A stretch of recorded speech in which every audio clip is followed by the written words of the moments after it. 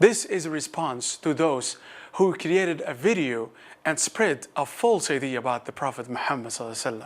When talking about the Prophet Muhammad ﷺ, keep in mind that he is talking about the greatest individual in history.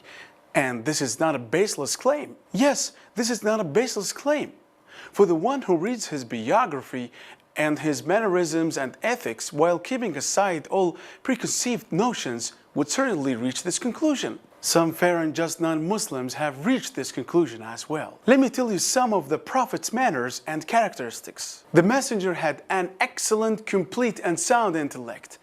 No man has ever had an intellect as complete and perfect as his. This becomes clear to an individual when the researcher reads the Prophet's biography and understands the state of affairs, his meaningful and inclusive utterances, his traditions, and his good manners, ethics, and moral character, his knowledge of Torah and Gospel and other divine scriptures, and his knowledge of the statements of the wise, and knowledge by gone nations, and ability to strike examples and implement policies and correct emotional manners. He was an example and paradigm to which his people could relate to in all branches of knowledge, acts of worship, medicine, laws of inheritance, lineage, and other matters as well. He knew and learned all of this without reading or examining the scriptures, those before us, nor he sit with their scholars. The Prophet Muhammad ﷺ was wise to the fullest extent of his mental capacity. Allah, the Exalted, informed him of what had taken place in the past and what would take place in the future. And this is a sign that the dominion belongs to Allah and He is capable over all things. The Prophet Muhammad ﷺ would always go do deeds through which he would seek the pleasure of God. He was abused and harmed when he invited people to Islam. Yet he was patient and endured all of this and hoped for the reward of God. The Prophet Muhammad ﷺ was honest and sincere in all his matters. The Prophet Muhammad ﷺ was a living example for all humans to follow. Aisha, his wife, was asked about the manners of the Prophet. She said his manners were the Quran. In this statement, Aisha meant that the Prophet Muhammad ﷺ abided by its laws and commands and abstained from its prohibitions. The Prophet Muhammad ﷺ had a great forbearance. One of his companions came to the Prophet Muhammad ﷺ, complaining about a tribe who refused to accept Islam and asking him to curse them. But the Prophet Muhammad ﷺ raised his hands in prayer and instead said, "O Allah, guide this tribe and bring them to Islam." The Prophet Muhammad was the kindest of people. The Prophet Muhammad was fearing God and mindful to not trespass the limits of God. The Prophet said, "Sometimes I return to my family. I would find a date of fruit on the bed.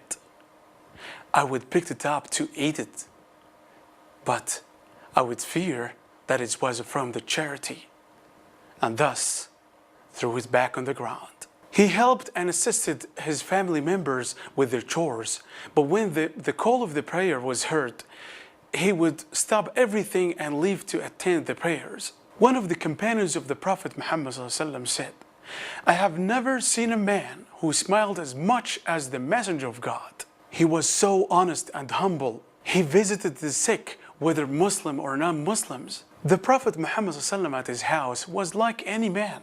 He washed his clothes, milked his sheep, and served himself." The wives of the Prophet Muhammad ﷺ, why did he marry 11 women? After the death of his first wife Khadija, the Prophet Muhammad ﷺ married 11 women. All were divorces, except Aisha.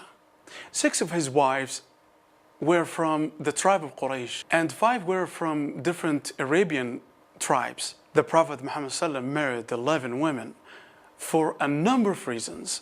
Number 1, legislative purpose. The Prophet Muhammad ﷺ married Zainab bint Jahsh. Arabs in the era of ignorance would prohibit a man from marrying the wife of his adopted son. They believed that the adopted son is like a man's actual son in all aspects. The Prophet Muhammad ﷺ married Zainab although she was previously the wife of his adopted son, so that the Prophet Muhammad ﷺ married Zainab to abolish this belief. Number 2, political reasons and for the spread of Islam.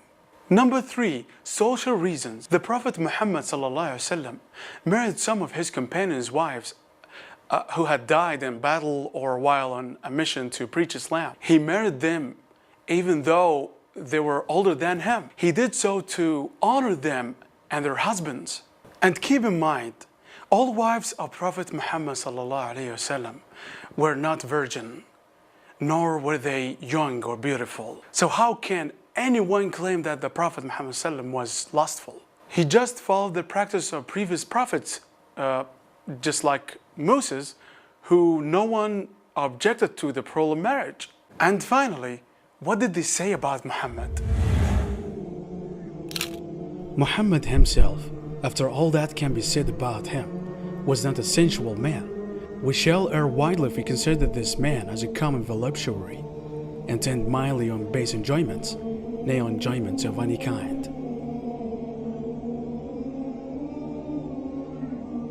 The German poet, Wolfgang Goethe, I looked into history for a human paradigm and found it to be in Muhammad.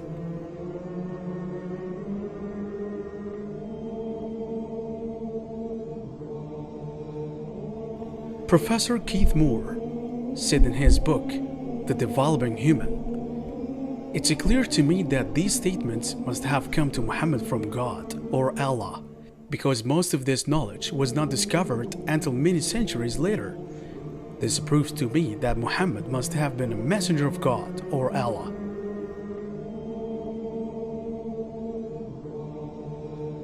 My last word for Muslims: don't think that if you change your logos or mottos or your phrases, that would bring victory. No. Following the noble manners and ways of Prophet Muhammad ﷺ would bring victory, definitely.